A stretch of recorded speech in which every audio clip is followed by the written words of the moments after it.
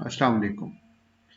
इस साल अभी विंटर 2022 में पब्लिक वर्क्स का जो पेपर आया है उसका जो क्वेश्चन नंबर 1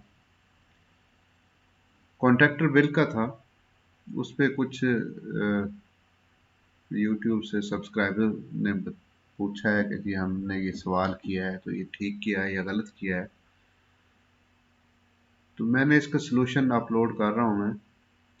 ये सेकंड रनिंग बिल है मैसेज मूसा कंस्ट्रक्शन कंपनी का, रिहेबिलिटेशन ऑफ रोड का, पोर्शन नंबर 38 और डेट है 20 अगस्त 2022।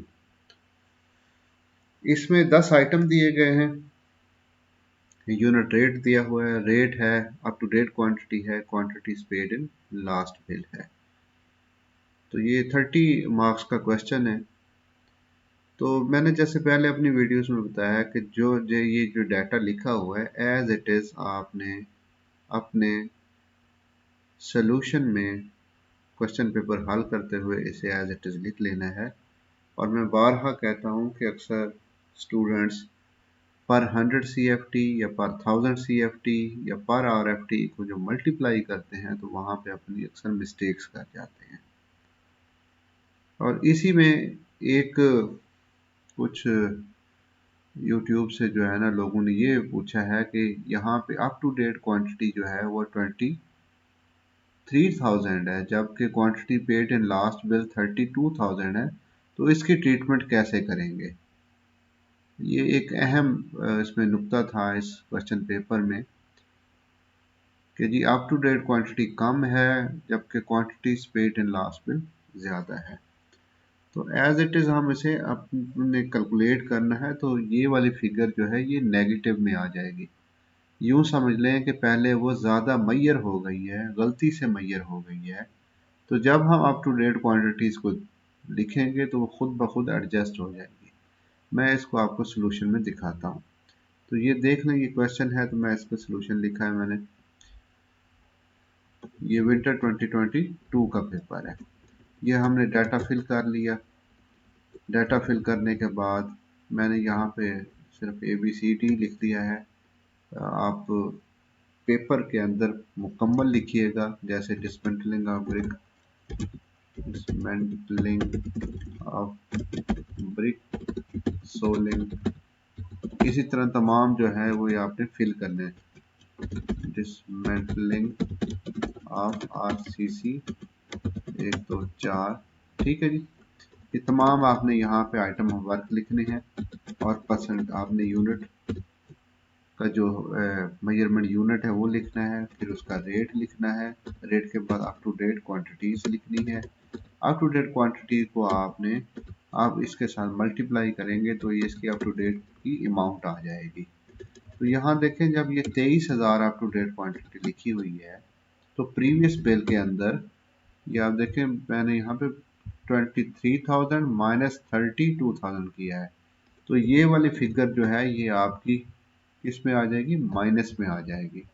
मैं इसे हाईलाइट कर देता हूँ, ये फिगर माइनस में आएगी और ये जाकर अपनी जो एंट्री F होगी वहाँ पे भी ये आके उसे खुद ब खुद एडजस्ट हो जाएगी, यानी कि माइनस में एडजस्टमेंट हो जाएगी। तो इस तरह से हमने टोटल ये अप टू डेट क्वांटिटी वाले कॉलम को टोटल कर लेना है। तो इसका हमारे पास एंट्री ए का टोटल आ जाएगा जो कि 26,901,630 हो गया। इसी तरह हमने सिंस प्रीवियस वाले बिल की भी जो एंट्रीज हैं उसी तरह उसको हमने लिखना है और जमा कर लेना है। तो ये हमारे पास एंट्री F आ गई।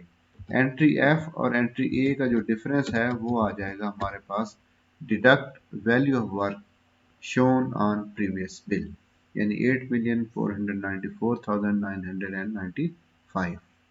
तो इसमें मेरा ख्याल है तमाम को क्लियर हो जाएगा। ये एक टेक्निकल पॉइंट दिया हुआ था कि अप टू डेट क्वांटिटी कम दे दी थी जबकि प्रीवियस बिल की क्वांटिटी ज़्यादा थी, तो ऐसी सूरत में ये फिगर जो है वो नेगेटिव का फिगर आ जाएगा। ठीक है जी, ये पहला हमारा पोर्शन हल हो गया। हम अब जाते हैं इसके दूसरे पोर्शन की जाने। तो ये उसमें कुछ एडजस्टमेंट एक करनी है। फर्स्ट एडजस्टमेंट है mobilisation advance of rupees 14 million was given in first running bill without interest.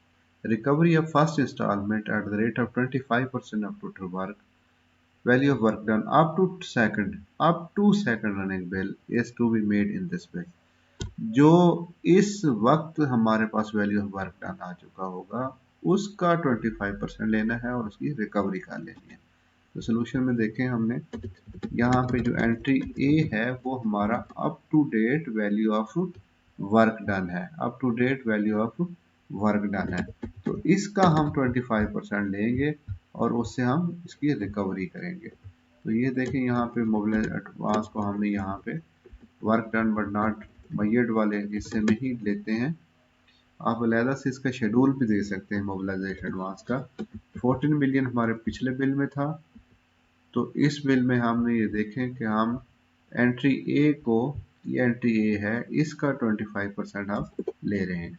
ये डिडक्शन होगी और बाकी बैलेंस में बच जाएगा।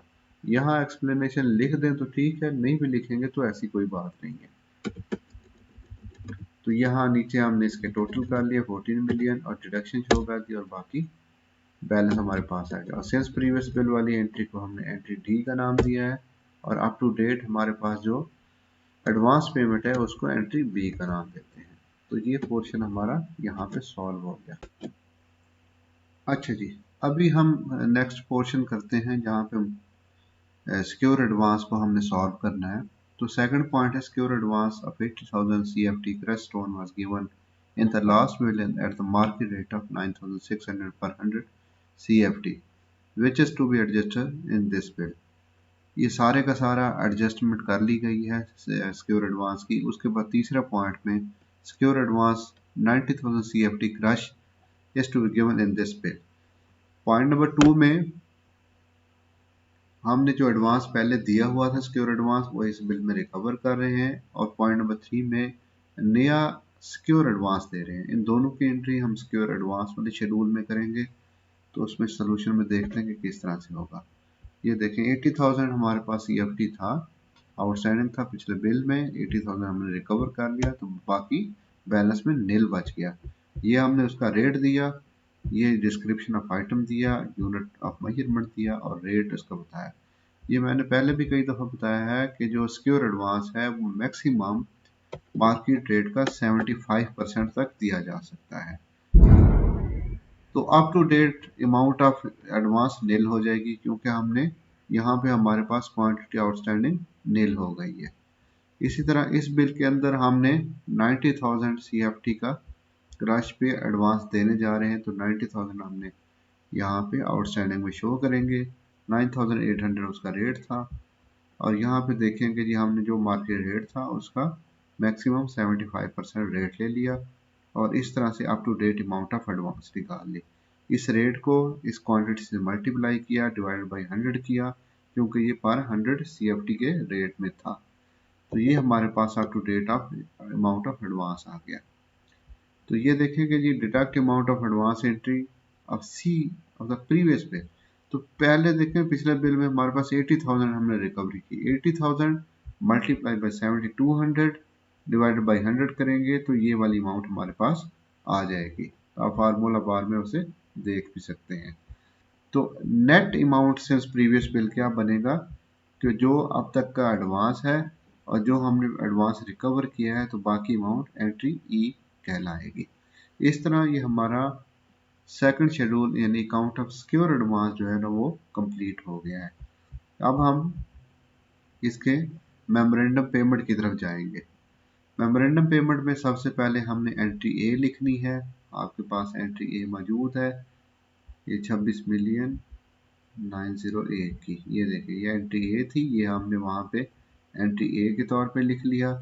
फिर एंट्री बी थी, एंट्री बी भी आपको मिल जाएगी कहाँ से जी, ये मोबिलाइजेशन एडवांस जो आउटस्टैंडिंग पड़ा हुआ है ये उसकी एंट्री बी पड़ी हुई है, ये हम इस यहाँ पे लिख लेते हैं। फिर एंट्री सी लिख लेते हैं, एंट्री सी हमारे पास सिक्योर एडवांस में से यहाँ से मिल जाएगी। तो एंट्री सी भी ले ली हमने, ये टोटल लिख लिया हमने। टोटल लिखने के बाद अब हम डिडक्शन की बात करेंगे। कि क्या अमाउंट विदहेल्ड की गई है कुछ पिछले बिल में से या इस बिल में से, तो यहाँ पे कोई ऐसी एंट्री नहीं है तो ये ज़ीरो हुआ। तो balance up to date payment यानी एंट्री के हमारे पास 40 मिलियन आ जाएगा। अब जो अहम मरहला होता है जिस पे अक्सर स्टूडेंट गलती कर जाते हैं वो entry of last running bill होता है। लास्ट रनिंग बिल में अक्सर वो गलती करते हैं स्टूडेंट्स। तो यहाँ पे हमने इसे कैलकुलेट किया है 14 मिलियन। ये देखें जी 14 मिलियन ये कौन सा है, ये हमारा आउटस्टैंडिंग मोबिलाइजेशन एडवांस है। और उसके बाद ये हमारे पास ये जो अमाउंट आ रही है ये वो एडवांस है जो सिक्योर एडवांस की सूरत में हमने पिछली दफ़ा दिया हुआ था। ठीक है जी। तो ये तीनों एंट्रियाँ के, और ये जो हमारे पास ये जो अमाउंट आ रही है ये अगर आप देखें 89849 की अमाउंट ये कहाँ से आ रही है जी, जो चक्कर में डाल दिया नहीं, ये प्रीवियस बिल की अमाउंट है। ठीक है जी। प्रीवियस बिल की अमाउंट को प्लस प्रीवियस बिल का सिक्योर एडवांस को और प्रीवियस बिल के मोब एडवांस को जब हम जमा करते हैं ये देखें deduct value of previous bill, इस अमाउंट को मोब एडवांस के आउटस्टैंडिंग अमाउंट को और सिक्योर एडवांस के, यहाँ पे मैंने ये लिख भी दिया है previous bill plus mob advance plus secure advance, और अगर कोई विदहेल्ड अमाउंट हुई है तो वो माइनस कर देते हैं। तो ये एंट्री हमारे पास एंट्री ऑफ के आ गई है। इस बिल की एंट्री के और प्रीवियस एंट्री के को हम माइनस करेंगे तो वो हमारे पास अमाउंट आ जाएगी payment now to be made. Okay जी, यहाँ तक अगर हम पहुँच गए हैं तो हमारा सवाल काफ़ी हद तक कंप्लीट होने जा रहा है। अब आ जाएंगे हम अपने क्वेश्चन की जानिब। इसमें लिखा है डिडक्ट सिक्योरिटी डिपॉजिट 10% और इनकम टैक्स 7%। यहाँ दो बातें याद रखें, जो सिक्योरिटी डिडक्शन होती है वो एंट्री एफ पे कैलकुलेट की जाती है। एक सब्सक्राइबर ने ये क्वेश्चन पूछा था कि किस एंट्री पे सिक्योरिटी डिडक्शन की जाती है, तो मैं यहाँ बताता चलूँ एंट्री एफ जो होती है इसके ऊपर सिक्योरिटी डिडक्शन डिडक्ट की जाती है। ठीक है जी। एंट्री एफ पे हमने 10% काट लिया और इनकम टैक्स हम काटते हैं payment now to be made पर। Payment now to be made पे हमने 7% इनकम टैक्स काट लिया, इन दोनों का जमा कर लेते हैं। ये अमाउंट वो है जो हमने डिडक्शन करनी है और अपने पास सेव करनी है। ये बाद में जो है इनकम टैक्स कमिश्नर को भेज देंगे। सिक्योरिटी डिडक्शन जो है वो कॉन्ट्रैक्टर लेजर में उसे रिकॉर्ड कर देते हैं। तो हमारे पास जो वैल्यू बची थी payment now to be made वाली, इसमें से अगर इन अमाउंट्स को हम माइनस करें तो हमारे पास चेक की अमाउंट बच जाएगी। ये चेक की अमाउंट है जो हम कॉन्ट्रैक्टर को पे करते हैं। तो ये हमने यहाँ पे 900 मिलियन 818,028 जो है वो बाई चेक हमने यहाँ पे नोट कर देते हैं। तो इस तरह ही हमारा क्वेश्चन कंप्लीट हो गया। अगर कोई कैलकुलेशन मिस्टेक कहीं पे हो या किसी बात की आपको अंडरस्टैंडिंग डेवलप ना हो रही हो तो आप काइंडली इस वीडियो के कमेंट सेक्शन में कमेंट्स कर दें, या पब्लिक वर्क से मुतल्लिक कोई और क्वेश्चन आप पूछना चाहते हो तो कमेंट सेक्शन में ज़रूर अपना लिख दें। मैं कोशिश करूँगा कि आपको मैं उसका टाइमली जवाब दे सकूँ। Thank you very much. अल्लाह हाफिज़।